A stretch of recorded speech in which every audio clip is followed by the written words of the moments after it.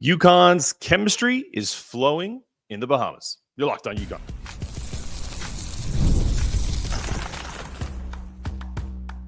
You are Locked On UConn, your daily podcast on the UConn Huskies, part of the Locked On Podcast Network, your team every day.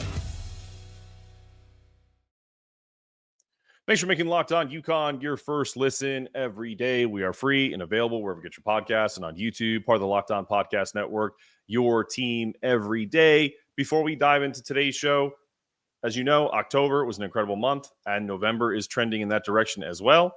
Really want to thank you for your support. Our community is growing fast, and we're thrilled to give back by donating 10% of our revenue to Husky Ticket Project, helping send kids to UConn men's and women's basketball and football games, probably baseball in the spring as well. We also make a monthly donation to Bleeding Blue for Good and hope you'll consider supporting them too. If you're enjoying the show, please take a moment to subscribe and follow wherever you listen. Thanks for making Locked On UConn your first listen every day. Today's episode is brought to you by Game Time. Download the Game Time app, create an account, and use the code LOCKEDONCollege for $20 off your first purchase. Well, let's kick things off by talking about the incredible team chemistry we saw in UConn's win 71-52 over Oregon State. If I'm being honest, I did not watch it live. We had family over. I ended up watching it on a link that a friend sent me and kind of rewatched it in the evening as my kids fell asleep. So first, I want to focus on Azzi Fudd. Early in the game, she struggled. Shots weren't falling. She missed her first 6 attempts. And for a lot of players, especially shooters, and I can attest to this, that can mentally crush you, but not Azzi. She kept at it. I think that kind of goes back to a lot of the things that we talked about how she, in the past, when she had to rehab, when she would plateau, she would get frustrated, but her new trainers told her, hey, live in the plateau. So I think that's part of this whole mentality is that, she kept at it. She kept up her confidence. She lived in that plateau of missing her first 6 shots. And when the opportunity finally came, she delivered. Beautiful moment. Paige Beckers found her in the top of the arc, and without hesitation, Fudd let it fly. Swish. The crowd of UConn fans at the Baha Convention Center in the Bahamas erupted. And that one shot wasn't just a three-pointer. It was kind of a turning point. I think it's going to show that Azzi is back. Her resiliency is there. Her mental toughness is sharper than ever. And why she's so valuable to this team. Paige has said it best after the game. They've been trying to get her a 3 for 2 games now. And they kept telling her, just shoot it. Keep shooting. That's what great teammates do. That's the leadership of Paige, building each other up, building this team up, and having them stay patient when someone's in a slump. But Fudd's shot is just one example of this team's chemistry. It's a group that shares the ball like it's second nature. Saw it firsthand in Greensboro. I think sometimes they overpass, if I'm being honest. But in this game in particular, at halftime, they had 14 assists on 16 made field goals. It's a great percentage. Let that sink in. If you went and played basketball, even with an organized team, to have 14 of your 16 made baskets come from someone giving you a pass, that's it's not unheard of, but it's elite. Almost every basket was someone being unselfish. I think we're going to see a little bit less of that as time goes on, not in a negative way, but in a way that, if Paige needs to take over, if Sarah needs to take over, if Azzi, when she's at full strength after she's out of her kind of pitch count phase, starts to ramp things up. And it's not just about the offense. Their defensive communication is there. Thought it was just as impressive. They're yelling out switches, staying on their assignments, helping cover for each other. That's what makes UConn basketball so special. It's really not just about one player, even though a lot of people like to make it about Paige. It's about this team. And I think that's what it's been too much of. It's been Paige and the others. And now it's this team is rounding out into a team that can really compete. How about really quickly to touch on it before we continue on the rest of the show, South Carolina losing to UCLA. What a game that was. I think UCLA, Coach Staley said it best. They ran into a buzzsaw. UCLA played fantastic. Number 1 in the country now. I'm not going to make too much of it that they jumped UConn from 2-1 or from 5-1 and jumped over UConn, but because I think UConn really hasn't played anybody yet. Obviously, they played Carolina, a ranked team, and that was a good win. And now they're going to play Ole Miss here in the finals of the Baha classic convention center.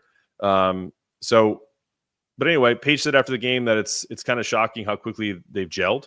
But also reminded everyone not to take it for granted. Chemistry is like this, takes work to maintain. And as we head into the championship game against Ole Miss, this team-oriented style is going to be their biggest weapon. So really look for this team to continue to try to get as many people involved as possible. But then also watch for the moments when Paige says, I got it. I'm going to take over. Because that mixture with a newly found aggressive Paige Beckers is what's going to make this team championship worthy. When we return, let's talk about the front court dominance and go from there. There's nothing like being at a game, feeling the energy of the crowd, the sound of the sneakers on the floor, the pure adrenaline rush when your favorite team hits a buzzer beater. Whether it's spotting celebrities courtside, hearing the roar of the fans, or simply being a part of the action, live sports are an experience you can't replicate at home. It's not just sports, concerts, comedy shows, theater performances, whatever you want. It's all better live.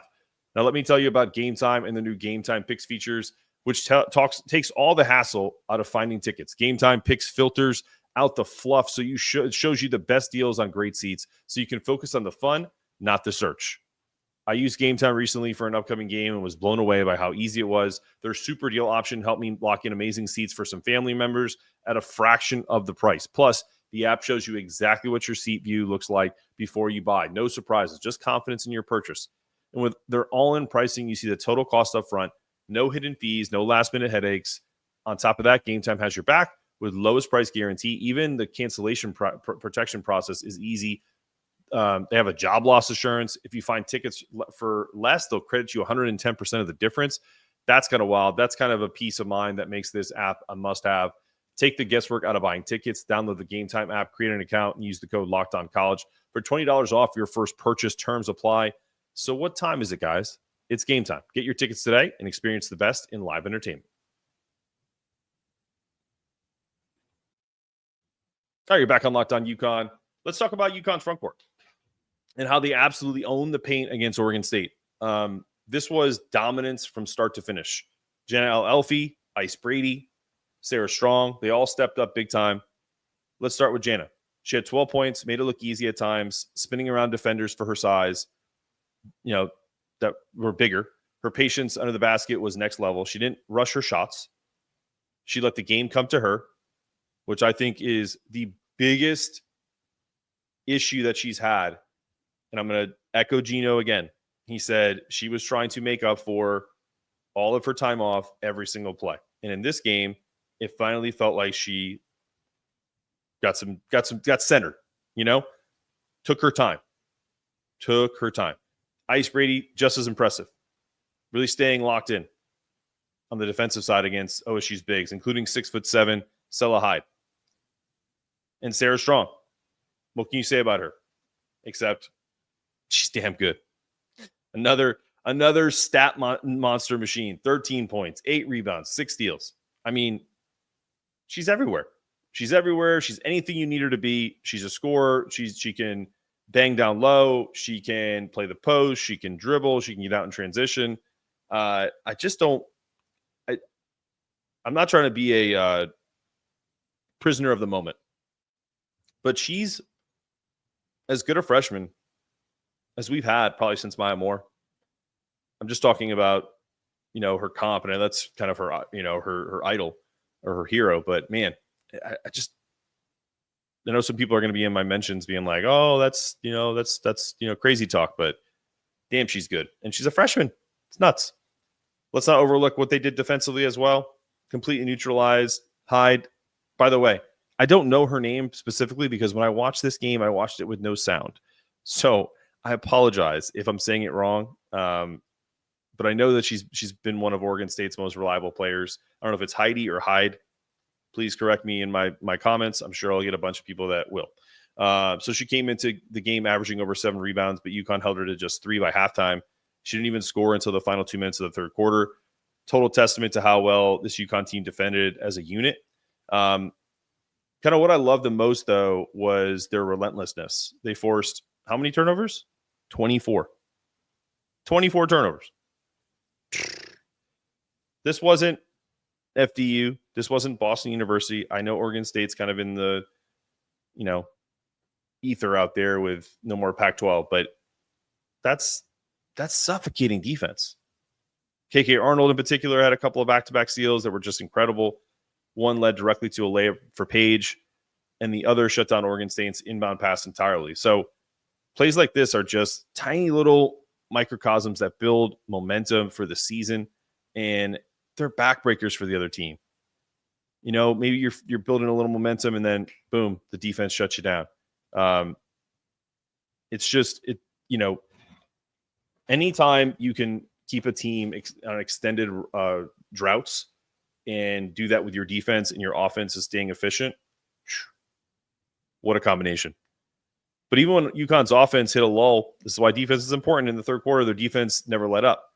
That's the mark of championship caliber team. They know they can rely on their defense to carry them, because what's the old phrase? Offense may be spotty, but defense travels. He carry you through rough patches, and that's exactly what happened. This front court has size, skill, grit, and that combination is going to be a major problem for every team they face this season. And I do see them as now a championship team. With Jana turning the corner, and we're going to talk about her in the next segment. That's the last piece, in my opinion. I know we still have Carolyn and Aubrey working it out to get back.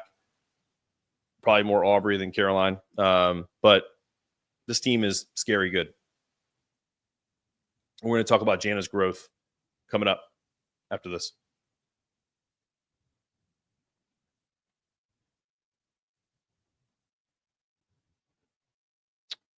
What's up, everybody? Let's get ready to tackle the NFL action with FanDuel, America's #1 sportsbook, because right now, new customers can bet $5 and get $150 in bonus bets if you win.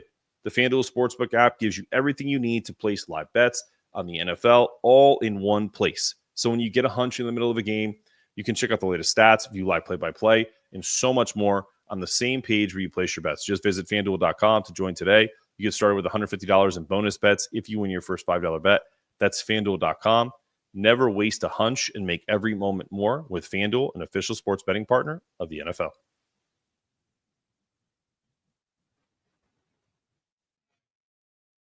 Lastly, but not leastly, we're going to talk about and spend a little time talking about Jana El Alfy. We touched on her a little bit in the top of the second segment, but she had a great performance last night from, what's essentially a redshirt freshman. Let's not forget, this is a player who missed all of last season with an Achilles injury. She's 5 games into her career. Gino's been all over her. And already into this 5th game, she made a huge impact. I think up until this point, I felt like she was slow to react, unsure of herself. She did have one good game. I feel like it was against either Boston or I can't think of which one it was, but her and Ice kind of flipped back and forth between those games. But this game was against another large human like she is, so it helped. And against this Oregon State team, she checked into the game late in the first quarter, and it really didn't take her long to make her presence felt. 20 seconds in, she hits a smooth jump shot from the top of the key. Then less than a minute later, she blocks a shot by AJ Murat. And just before the end of the quarter, she showed incredible patience under the basket. Instead of forcing a shot, she let 2 defenders jump, waited them out, and then calmly made the layup. That's composure you don't often see in someone so early in this career. Paige had some high praise for El Alfy after the game, calling it a quote-unquote confidence boost for her. And honestly, it was a confidence boost for the entire team to kind of see that they have her and see that they know that they need her to be this kind of player, especially with some big tests coming up. Notre Dame on December 12th, for example. Gino said it best. Jana has all the talent in the world, but she's in a hurry to reach her full potential. Remember, we talked about this. That's understandable after sitting out a year. But the key for her will be slowing the game down and letting things come naturally. I thought she also did a better job of not turning the ball over and keeping the ball up high when she did get the ball in the post. Her stats for this game: 12 points, 6 for 11 shooting, a couple rebounds and a block. Like to see a little more rebounds, but that's the Gina Oriema in me. I'm gonna poo-poo any kind of fun, right? But impressive nonetheless. And what stood out to me was her defensive effort. She kept OSU's Salahide in check, boxing her out, never really giving her an inch of space. She was a good post presence. She's learning to use that size and skill in really smart ways. And that's going to make her a critical piece of this team's success moving forward.